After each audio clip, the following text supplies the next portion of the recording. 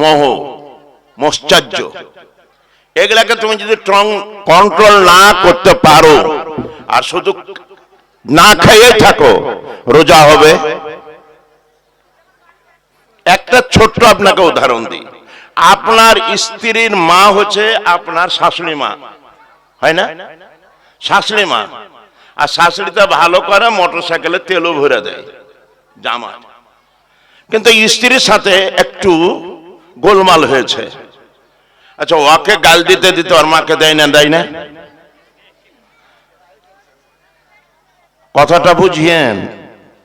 আমি হাসালে পেটের লাড়ি ছিড়িয়ে দিতে পারি, হাসাচ্ছি না, কথাটা একটু বুঝিয়েন। আর মা কি করলে? বলে মৌলানা সাহেব মেজাজ গরম হয়ে গেছে, মাথা গরম হয়ে গেছে, দিক ঠিক করতে পারি। বলে না, বলে না, বলছে এটাকে তোমাকে কন্ট্রোল করতে হবে, না তো রোজা তোমার তল তলবে না, তল তল যাবে। এটা কন্ট্রোল করো। তোমার লোভ আছে, লোভকে কন্ট্রোল করতে হবে, তার জন্য তো রোজা এসছে। খাবার অভাব আছে আল্লাহ।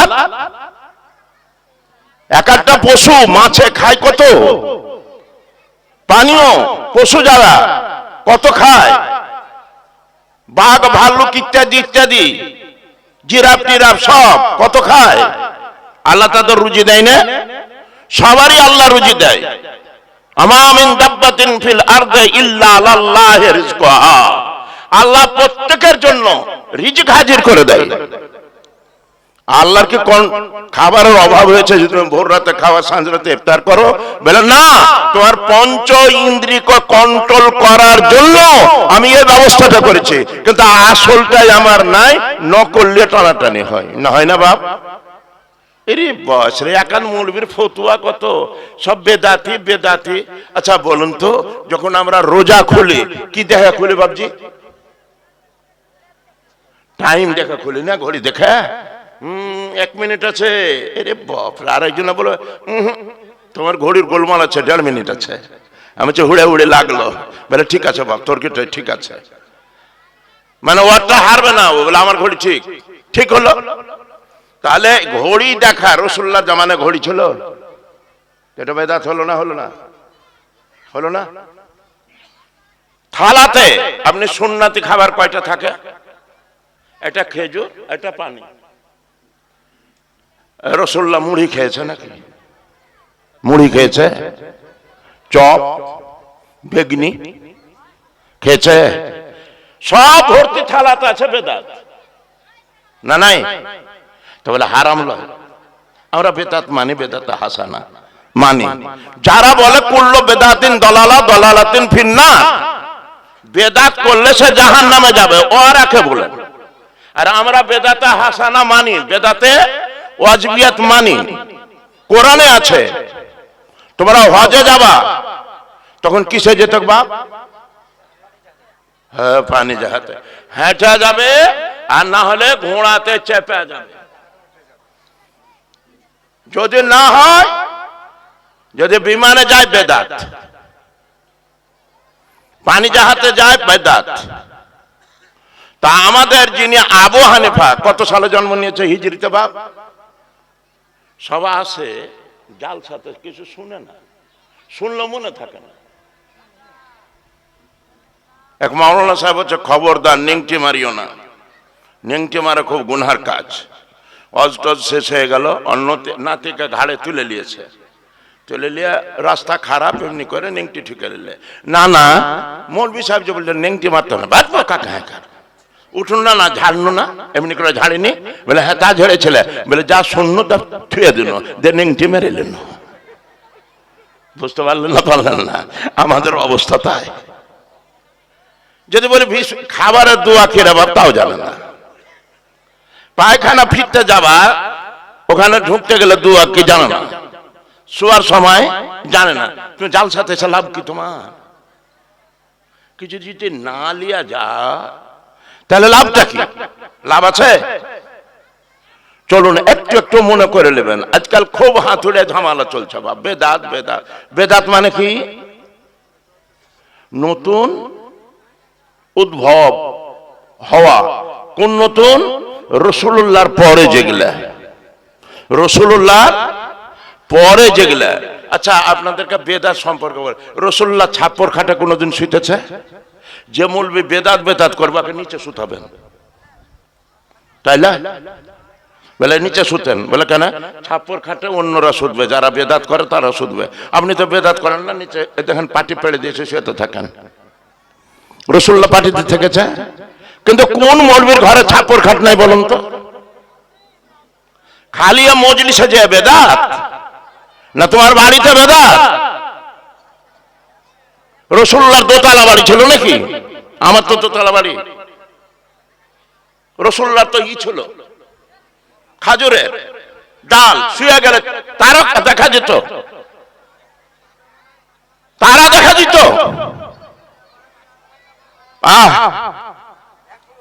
আল্লাহর নবী বলছেন চুপেন না, এখনো বাড়ি নাই। আন্দাজে বলতে হয় না, আমরা হজ করেছি। চুপেন চুপেন চুপেন চুপেন। একজনা এমন হাজি আছে না, সবকিছু আরবিতে বলে, রাজনটা বাংলায় হয়। এখন হচ্ছে ওনার বাড়ি লাইব্রেরি, কাবার পাশে, আমি গেছি। যাও, যে প্রসঙ্গে বলছি, তাহলে রাসূলুল্লাহ সাল্লাল্লাহু আলাইহি সাল্লাম কোনদিন চেয়ারে বসে খেয়েছেন? বাংলাদেশ আমি প্রতি বছর যাই, একটা বাড়ি নাই যে চেয়ার টেবিল ছাড়া। মৌলানার বাড়িতে রাসূলুল্লাহ জীবনে চার পায়াতে বসে খায়নি। বলুন তো, আমরা বিয়ে বাড়িতে গেলে চার পায়াতে বসে না খেলে তো জি ভরবে না। আবার বেদাত বলো কেন?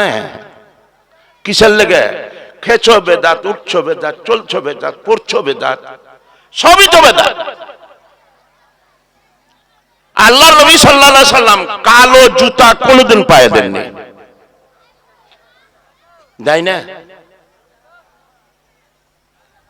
আগে বলেছে আমরা বেদাত মানি, বেদাত হাসানা যেগুলা সেগুলা আমরা মানি। আচ্ছা এখন বাপ গ্যাসে রান্না হয় না লকড়ি দিয়ে? রাসূলুল্লাহ গ্যাসে কোনোদিন রান্না করেছে? ছি ছি ছি ছি ছি। জনগণকে এমন বুঝাইছে, এই বেদাত করলে একবারে জাহান্নামে হল হলে দিয়ে দিবে। আর এরাও ভাবছে যে বেদাত হলে এগলে কোন গালা মাজারে যাওয়া বেদাত। এরে বাস রে, হিংসু কায়কার। রাসূল বলেছেন মাজারে যাও, কি হবে? তুমি নির্লোভ হবা, তোমার মধ্যে থেকে আস্তে আস্তে আস্তে আস্তে লোভ যেটা সেটা দূরে যাবে। ফাজারুহা তুজাক্কারাতুল আখিরা, তোমরা জিয়ারত করো, কারণ আখিরাতকে তোমাদের চিন্তা ভাবনায় আসবে। মা কবরে গেলাম, মা তুমি আজ বাড়িতে নাও, আমার এখানে শুয়ে আছো, কালকে আমাকে যেতে হবে। বাদশাহ শাহজাহান কয়েকদিনের মধ্যে চুল পেকে গেছিল। সবাই বললেন বাদশাহ নামদার আপনার চুল পেকে গেল? বলে হ্যাঁ হ্যাঁ হ্যাঁ। মমতাজের খাটে সামনে আর বিছানায় একটা চুল যদি পড়ে থাকতো, মমতাজের ঘুম আসতো না। যে গোসল করতে গেলে তার চতুর্পাশে মৃগলাভির স্যান্ড দেওয়া থাকতো। যে ঘরে গোসল করতো তার উপরটা সোনার পান দেওয়া ছিল। ভাবলাম মমতাজ, আজ তোমাকে আমি কবরে শুইয়ে দিলাম, এখন চাদর দিতে পারলাম না, একটা আলো দিতে পারলাম না। ওই চিন্তাতে আমি ব্যস্ত হয়ে গেছি, তাই আমার ওই চিন্তায় চিন্তায় সব চুলগুলো পেকে গেছে। গভীর চিন্তা করুন রাত্রে, ইবাদত করুন, চিন্তা করুন রাত্রে, লাভ হবে বাবা। আল্লাহ তোমার, আমি বান্দা, তুমি আমার প্রভু, তোমার ইবাদত করব। আমার ইবাদতে তুমি যদি খুশি হও আমি শান্তি পাবো, আর আমার ইবাদতে তুমি যদি খুশি না হও তাহলে আমার শান্তি হবে না। তাহলে বেদাত বেদাত করলেই হবে না। এখনকার মসজিদ যা হচ্ছে সব পাথর দিয়ে, তলে পাথর দিছে না বা, তো মসজিদে ঢুকতে গেলি তো বেদাত, বেদাত লাই। যেখানে খুদবা ওটা পাথর দেওয়া নাই বাবজি, রাসূলুল্লাহ খেজুরের গাছে টেক দিতেন, তারপর কাঠের মেম্বারে পড়তেন। প্রতিখানে বেদাত। আগে বলেছে বেদাত আমরা মানি, বেদাত হাসানা। আর এক বেদাত আছে বেদাত ওয়াজবিয়াত। কোন গালা? এখন গ্রামার যদি না হয় তাহলে আরবি পড়া যাবে না। আমরা ছেলেরাকে পড়ে বল ফালা ফালা ফালো ফালা ফালাতা ফালনা ফালতা ফালতমা ফালতুম ফালতে ফালতমা ফালতুন না ফালতো ফাল না। 14টা শেখা আছে, আগে মুখস্থ কর। মিজানকে ঝাড়া নহমিরকে মুখস্থ কর। রাসূলুল্লাহ জামানায় মিজান ছিল না। রাসূলুল্লাহর জামানায় কোরআনে জের জাবার দেওয়া ছিল না, হারকাত দেওয়া ছিল না। পরবর্তীকালে এই জের জাবার দেওয়া হয়েছে, এটা তো বেদাত।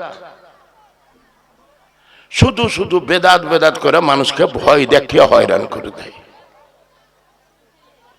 এক কথায় বলতে বলতে শিরক শিরক, এটা শিরক, মাজারে যাওয়া শিরক, অমুক করা শিরক। এক বেয়াদব বলে দিল শাবে বারাতের মসজিদে রাত্রি জাগরণ করার থেকে বাদশা পাড়াতে রাত্রি যাপন করা অতি উত্তম। শুনেছেন কথা? এই জাহান্নামীটার কোন জায়গাতে জায়গা হবে বলুন? অথচ মৌলভী সাহেব, এক মৌলভী হচ্ছে নাস্তিক, কোরআনের উপরে স্যান্ডেল চাপিয়ে রেখেছে।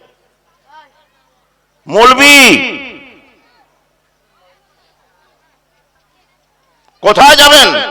ছেলের পেলে রেখে জানতে হবে গভীর ভাবে। বাপ রাসূল বলেছেন আখেরি জামানা আসবে, ইখতিলাফুন নাস, মানুষের মধ্যে ইখতিলাফ শুরু হয়ে যাবে। আর কেউ কেউ এমনই আছে ভাইরাল হওয়ার জন্য কিছু কিছু ফতোয়া মারবে না, মারবে না। বড় মাছ বাজারে এসেছে, যদি ধনী মানুষ কিনো জাহান্নামে যাবা, আর রিক্সাওয়ালা যদি কিনো ও জাহান্নামে যাবে। এসব বিন রাজ্জাক ই যে কোন ফড়িয়া তো আল্লাহ জানে। গৌদলা। আচ্ছা এটা হাদিসে আছে বাপ, যে রিক্সাওয়ালা ওই মাছ কিনতে পাবে না, আর ধনী লোক যদি না কিনো ও জাহান্নামে যাবে। আর নামাজ রোজা হজ জাকাত সব বাদ, মাছ কিনার লাগে। হায় হায় হায় হায় হায়, আল্লাহর ইবাদত হয় গো। রাসূলুল্লাহ দাফন করতেন, ওনার মুখ দুর্গন্ধ করতে। আমাকে যদি বলেন যে আপনার মুখ বাপের মুখ দুর্গন্ধ করতে, আমি বলতো তোর 14 গোষ্ঠীর মুখ দুর্গন্ধ করে। বলবো না, বলবো না। আর বহুর যদি বলে যে তোর বহুর মুখ গন্ধ করে, তো তার লড়ালড়ি লেগে যাবে। আমার বহুকে তুই এত বড় কথা বললি কেন? এত সুন্দরী বহু, তোর বহু চেপটি লাগবে না? আর আমার দুনিয়ার শাহেনশাহে মদিনা জনাবে মুস্তাফা, যিনি রোজ কিয়ামতের মাঠে শাফায়াতের কান্ডারি হবেন, ভবপারে যিনি পার করবেন, যিনি আমার মুহাম্মদ সাল্লাল্লাহু আলাইহি সাল্লাম শাফায়াতের কান্ডারি, তার সামনে যদি বেয়াদবি কথা বলে তখন আমরা নীরব থাকি, থাকি না? মনে মনে তোবা কেন পড়ি না? ঈমান নষ্ট হয়ে যাবে বাপ। আমি নামাজ পড়লেই জেনে রাখেন বড় পরহেজগার হব না। এই ড্রেস কোনো দাম নাই, এই জামার কোনো দাম নাই, টুপির কোনো দাম নাই। কেন দাম নাই? আমার দিল যদি ভালো না হয় সব গড়বড় হবে। রবীন্দ্রনাথ ঠাকুর বলেছিলেন, অন্তর মাম বিকশিত করো অন্তর তরহে, নির্মল করো, উজ্জ্বল করো, সুন্দর করো। আমার এই হৃদয় আছে, একে তুমি সুন্দর করো। আল্লাহ তোমার নূরের জ্যোতিতে আমার এই অন্তরকে ঝলমলিয়ে দাও। আমি যেন দেখি তোমাকে, তোমার রাসূলকে, এদিকে ওদিকে সব দিকে যেন পাই। আমি যেন তন্ময় হয়ে থাকি। সেজদায় যাব, কাকে দেখবো? কার চিন্তা আসবে বাপ? আপনারা ইলমে তাসাউফ বুঝেন একটু? আজকাল তো হারিয়ে গেল, ইলমে তাসাউফ নাই। চোখ বন্ধ করলে কিছু বোঝা যায়, এটা বুঝেন? ওসব নাই মামা সাহেব। নামাজ পড়ি, তাও তো দরকার হলে জমি চাপে নিয়ে নিয়ে। জমি একটু চাপাচাপি যদি থাকে ওকার ছেড়ে দেবো না, না ছেড়ে দেয়? ওয়াজ টজ খুবই হচ্ছে, খুব সুন্দর, শুনে টুনে নিয়ে চলে গেল। যা বলছে আমার বেটার বিয়ে দেবো, তো এমনি এম এ পাস করেছে, অমুক অমুক অমুক অমুক জিনিস নেব। নিজে হাজি সাহেব বলতে পারবে না, আমিও দায়িত্ব নাই। ওর মামাকে জিজ্ঞেস করেন, এত বদের বদ, ওকে ঠিক করে দিয়েছে এইটা এইটা না হলে তুই ছাড়বি না। আর আমি তো হাজি, আমি একটু গোপনে থেকে যাই, 1 নম্বরে ফাঁজি। আল্লাহ বলেন, আল্লাহু মুখরাজুকুম মা কুনতুম তাকতুমুন। ও দুনিয়ার মানুষ শুনে নাও, তোমার দিলের ভিতরে যা কথা আছে আমি রোজ কিয়ামতের মাঠে তোমার সব বের করে দেব। আল্লাহু আলামু বিমা তা'মালুনা বাসীর। আমি আল্লাহ জানি, আমি আল্লাহ দেখি, তুমি যা দেখতে পাও না আমি তা দেখি। আমার মুহাম্মদুর রাসূলুল্লাহ সাল্লাল্লাহু তাআলা আলাইহি ওয়াসাল্লাম নামাজ পড়বো, কেমন হবে বাপ নামাজ পড়া? চোখ বন্ধ করে কাবার দিকে মুখ করে নামাজ পড়ি না? ই বলেছেন, আমি যখন দাঁড়িয়ে যাই তখন কাবার কাছে আমাকে যেতে হয় না, আমার কাছে কাবা এসে হাজির হয়ে যায়। उनके दर चूमने का उसिला मिल गया। ওনার দরবার যায় চুমা দিতে, এটা উসিলা পেয়ে গেলাম। কি কবি বলছেন, আমি না। उनके दर चूमने का उसिला मिल गया, सर उठाया तो खुदा मिल गया। या अल्लाह, আমি তোমার দরবারে চুমা দিলাম, যেমনই মাথা উঠিয়েছি নূরে ঝলমল করছে, আমার আল্লাহ যেন আমার সামনে। পাগল হতে হবে, মজনু হতে হবে, দেওয়ানা হতে হবে, রাত্রে সংযম লাগাতে হবে। কার সাথে? আমার আল্লাহর সাথে। ছেলেরা দুঃখ করবে না বাপ। আচ্ছা, ক্রিকেট যখন খেলা হয় সেদিন কোন দিকে মন থাকে? ক্রিকেটের টিভির দিকে থাকে, বড় পর্দা দিয়ে দেখে। আর বাপ যদি ডাকে, সাজ্জাদ শোন, বকিও না তো, কিছু বুঝো না সুঝে না, খালি যেখান সেখানে ডেকে বেড়াবে। মানে এদিকে বল মারছে, 4 হবে কি ছক্কা হবে দেখি, আর একবারে তালি নিয়ে বসে আছে, কোনো আর চিন্তা ভাবনা নাই, কোনো দিকে খেয়াল নাই, ওই দিকেই। একার জন্য এমন আছে, বলটাকে বরবাদ করে দিলে, মারারই ঢং নেই, মনে হচ্ছে ওকে নামাইলে পারে ওই ব্যাট দিয়ে ঠিক পার করে দিত। এমন এমন কথা বলে না বলে, তার কারণ ওটা মহব্বতে বাড়িয়ে যায়। তাহলে পর্দার সামনে যে বল দেখছে, বল লক্ষ্যটা ওই দিকেই আছে, কিন্তু নামাজে পড়লে ভাবছে আমাদের চুলকানি বেড়ে যায় না, বাড়ে না? আলহামদুলিল্লাহ রাব্বিল আলামিন। আর দাড়িতে যে কুফতো উকুন আছে, এমনি করে চুলকাবে, দেখেন। আর লামুজাবিদের কথা এ দেখেন, এমনি করে এখানে পাছার দিকে চুলকাবে, দেখেন, লক্ষ্য করে দেখবেন। নামাজ তারাবিতে পড়তে গেলে বলে, এই একটু সকালে তাড়াতাড়ি চালাও না গো, আরে যেন ওরা একটু দেরি করে চালা। ইমাম সাহেব বলছে, আপনারা হাত তোলেন, যেদিকে যা বেশি হবে সেইভাবেই চালাবো। আরেকজনা বলছে জান্নাত জাহান্নাম, বলে আমি মুক্তাদি দেখে বুঝে নিয়েছি, আরে জান্নাত জাহান্নাম বলে ঠিকা করা। কেউ বলছে তাড়ান, জোরসে চালান, 25 মিনিটে শেষ করে, 1 ঘন্টা 1.5 ঘন্টা গেল, ঝামেলা হয়েছে ভাবছি। এলিয়ে হায় হায়, নামাজি তুমি নামাজ পড়ছো, আপনার জ্ঞান আমার জ্ঞান। রাসূলুল্লাহর পা ফুলে গেছে না, ফুলেনি? আহা, আবু হানিফা রাহমাতুল্লাহ আলাইহির জামানায় একজন মেয়ে তার বাপকে বলছেন, আব্বা গো আব্বা।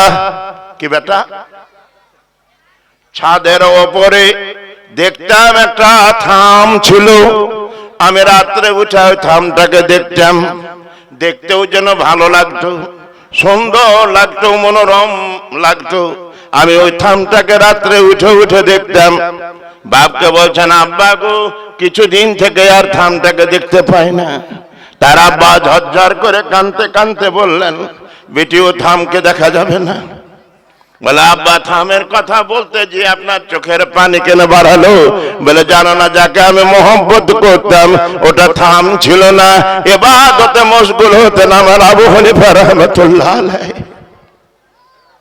বেটিরা আমার দুনিয়া থেকে বিদায় হয়ে গেছে, তাই আর তুমি দেখতে পাও না। ওটা থাম নয়, থাম নয়। আল্লাহর ভয়ে ভীত হয়ে আবু হানিফা রাহমাতুল্লাহ আলাইহি সারা রাত্রি দাঁড়িয়ে দাঁড়িয়ে আল্লাহর ইবাদত করতেন। কাঁদছেন ঝরঝর ঝরঝর করে কাপড় মুড়া দিয়ে, আল্লাহ আল্লাহ গুনাহ মাফ করো, আল্লাহ রোজ কিয়ামতের মাঠে আমার দিকে লক্ষ্য করো, আল্লাহ আমাকে অপমান করো না। ঝরঝর করে কেঁদে চলে যায়। সবাই যে বলছেন এত কাঁদে কে, কাঁদে কে, দেখো তো দেখো তো। মুখের কাপড়টা টেনে যিনি হলেন জয়নাল আবেদিন, যিনাকে কারবালা প্রান্তের অসুস্থর জন্য মারতে পারেনি। সবাই বলছেন হাগো আপনি তো এখন সরকারে আছেন, আপনি তো হলেন গভর্নমেন্ট, আপনি তো হলেন প্রধান, আপনি তো হলেন প্রেসিডেন্ট, আপনি তো হলেন রাজা, এভাবে কাঁদছেন কেন, কাঁদছেন কেন? বলে পরওয়ারদিগারে আলমের কাছে কাঁদতে আমাকে ভালো লাগে। যখন আমি কাঁদি খোদার কসম করে বলে মক্কা মদিনা, তার মধ্যে আমার নানাকেও, আমার নানার বাপকেও আমি দেখতে পাই, আমার নানার ওস্তাদকেও দেখতে পাই, হযরতে আলী মুর্তজা তাকেও দেখতে পাই, আমার রাসূল আরবি সাল্লাল্লাহু আলাইহি সাল্লাম এসে আমাকে সান্ত্বনা দেন। একজনা কাঁদলে আরেকজনা সান্ত্বনা দেয় না? বাপ কাঁদিস না, বাপরে দুঃখ কষ্ট যা হলো হলো, কাঁদিস না। আবু হানিফা রাহমাতুল্লাহ আলাইহির ছাত্র ভাবছেন যে আবু হানিফা রাহমাতুল্লাহ আলাইহি দিনে তো খুব দেখি ইবাদতের কথা বলে, রাত্রে কি করছে দেখি। আমাদের মতন তো মৌলবি লয়, খাইলাম দিলাম, আরে বাপ রে, থামা মুশকিল, নাকের সুসুড়ি দেওয়াই মুশকিল। তাহাজ্জুদের তো দূরের কথা, ফতুয়া মারার দিকে ঠিক আছে না, ঠিক নাই ভাবছে। আরে বাপ রে, ফের লুকিয়ে ভিডিও খায় না? যখন জালসাতে আসবে মুখটাকে ধুয়ে টুয়ে যেন গন্ধ টন্ধ না লাগে, ঝেড়ে চলে যাবে। হায় হায় হায়, আল্লাহর কাছে সেদিন চলবে না, চলবে না, চলবে না। আবু হানিফা রাহমাতুল্লাহ আলাইহির ছাত্র এক কোণাতে আছে, দেখবো আজ কি করে। আবু হানিফা রাহমাতুল্লাহ চুট করে ঢুকে গেলেন। কোন দিকে গেলেন? ওই বাম দিকে কর্নারে দাঁড়িয়ে গেলেন। দাড়িতে হাত দিলেন, পায়ের ওপর পা তুলে দিয়ে আল্লাহর দরবারে কাঁদে আর বলে, দয়াল প্রভু আল্লাহ, যদি আমার কোন রকমের ভুল হয়ে থাকে অজান্তে, ইচ্ছা করে কোনোদিন ভুল করিনি, কোনো বেয়াদবি কাজ ইচ্ছা করে করিনি, তার মধ্যে যদি অজান্তে কিছু ভুল হয়ে থাকে, আল্লাহ তুমি আবু হানিফা, আমাকে তুমি আযাব দাও, নাই গজব দাও, নাই শাস্তি দাও। ও আল্লাহ, তোমাকে অনুরোধ করে জানাই, আমি বিনতি স্বরে জানাই, তুমি আমার সৃষ্টিকর্তা প্রভু, রোজ কিয়ামতের মাঠে তুমি আমাকে অপমান করো না। ও ছাত্র বলছে চোখের পানি জামা ভিজে গেল, কাঁদতে কাঁদতে। আমাদের মনে তো নাই রে ভাই, আছে? এত হৃদয় শক্ত হয়ে গেছে না, এরই বয়স রে, মারামারি করতে কত মরদ আমরা গো। এ তো পার্টি আসছে, নিনটি ঠুকে লিয়ে একবারে লিনুকে লিনু আর দিনুকে দিন, যদি খালি 25 টাকা দিয়ে দেয়, খাইয়া দেয়, আর কে আছে? আল্লাহ আল্লাহ রসুল নাই। একবার দুরূদ শরীফ পড়েন, দুটো কথা বলে শেষ করব। আল্লাহুম্মা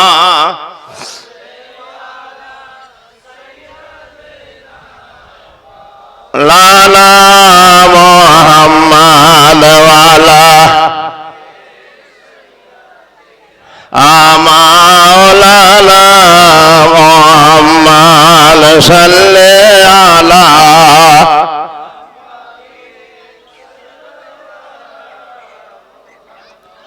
আরাদাম জাবা